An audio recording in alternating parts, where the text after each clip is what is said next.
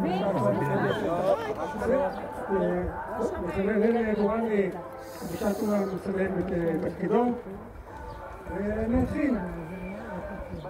דבר ראשון, בקשר לשלט. תכננו שלט, תמר, הבת שלנו, קרן מהמועצה, ותראה צעקבי, יש שלט קטן. יום רביעי אני מגיע מנסיעה ואני רואה שלט ענק. מה, הוא היה כל כך יפה, אני ממש נדהמתי.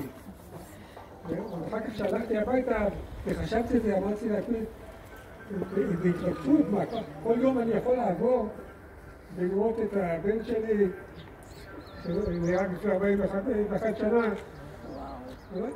ממש חוויה. ושלט, בעיניי השלט יותר יפה מהחורשה. אנחנו מוכרים. אומר את האמת. עכשיו,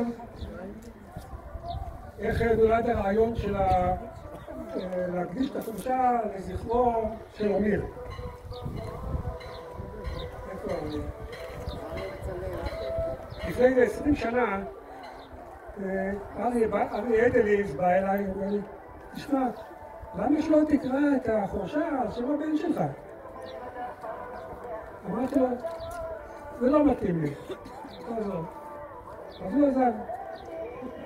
עכשיו, אחרי שלקחו לנו את השמוריים עם הפרחים היפהפיים שהייתה למטה מתחת פלורנטל, אז אמרתי שזה באמת שעכשיו במקום השמורה ההיא אני אעביר לי כאן פרחים ונעשה שמורה גם פה שסוף סוף נוכל לטייל, יהיה לאן לטייל. בקיצור, חזרתי לאריה, אמרתי לו, אריה, שקט. הנה, עכשיו אני מוכן, אני מסכים, רוצה שתדאג שיקראו את החורשה על שם אמיר. באמת אריה, שהוא בולדוזר, כל מה שהוא יודע הוא עושה, דיבר עם מי שצריך לדבר עם חננאל. באמת אחרי כמה חודשים באו אליי חננאל ובועז, זהו, נדבר תכלס, איך עושים את זה? זהו, דיברנו על קווי היסוד, גם חנוך היה, דיברנו מה צריך לעשות, מה צריך לגזור, מה צריך להוריד, מה צריך לדלל.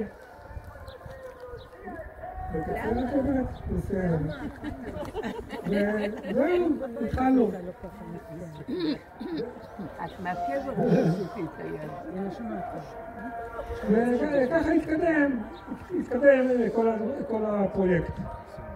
את המדרגות האלה עשה ירחמיאל פיין, יחד עם ינון שלתיאל. בעיניי הם עשו עבודה יפה מאוד. למרות שבאו אנשים שהתלוננו שקשה ללכת, אבל בכל זאת הם עשו מעקה שמי שעלו מפה יוכל להחזיק, ובעיניי כבר יפה מאוד.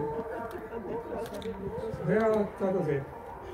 עכשיו, תולדות החורשה הזאת, איך היא קמה? אני הרי התחלתי, הייתי הגנן הראשון בקדומים, מי שלא יודע. התחלתי את הדיון בשקוביות, ומאז כל שכונה שהתווספה בקדומים דרום, ישר גיננתי אותה. והשכונה שלנו, הגעתי אליה ב-1986. זה היה כבר אחרי שאמיר נהרג, ותכננתי אותה שיהיו שני שבילים אלכסוניים.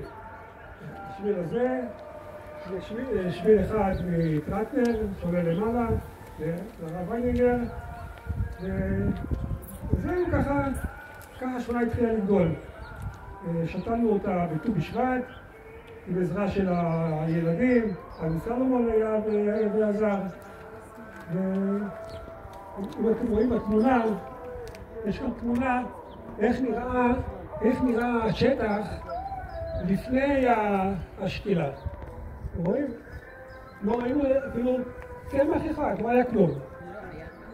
שם למעלה, קוראים לבית, הבית של הרב ויינינגר. זה הכל היה מחלוטה פה. זה היה לא מחלוטה, זה היה אדמה רגילה. לא נגענו באדמה. לא הזלנו ספרים, לא הזלנו כלום. כמו שזה היה, ככה שתלתי. זה היה השתילה והכל.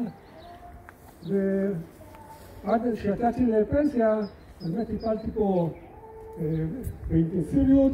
אחרי הפנסיה גם המשכתי לטפל, אבל לא כל כך באינטנסיביות.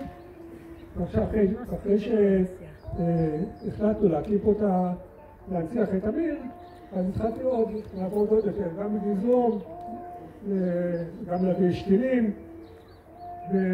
ויש לי בקשה, מי שיש לו איזה רעיון, יד ורגל, ואיך להשיג זרעים של פרחי בר, אני אשמח לשמוע. מישהו אוסף, אני אשמח לקבל. יש למשל בסיבוב הגדול, בירידה המדומים, מלא חרציות. חרצית בלדי. חרציות שהיו כאן בשומרון, לפני שהגיעו החרציות ממישור החוף, שהן פחות יפות בעיניי, יותר יפות לחלה. שלום מבורך, כפי שמכיר, עשה זרעים, ויש שם מלא, ואני ממליץ לכולם שיהיה זמן של הזרעים, לקחת זרעים, לשים באזור שלהם, אני כמובן להביא לכאן, וככה נתקדם. בהמשך, אני אמרתי, אני מתכוון להוסיף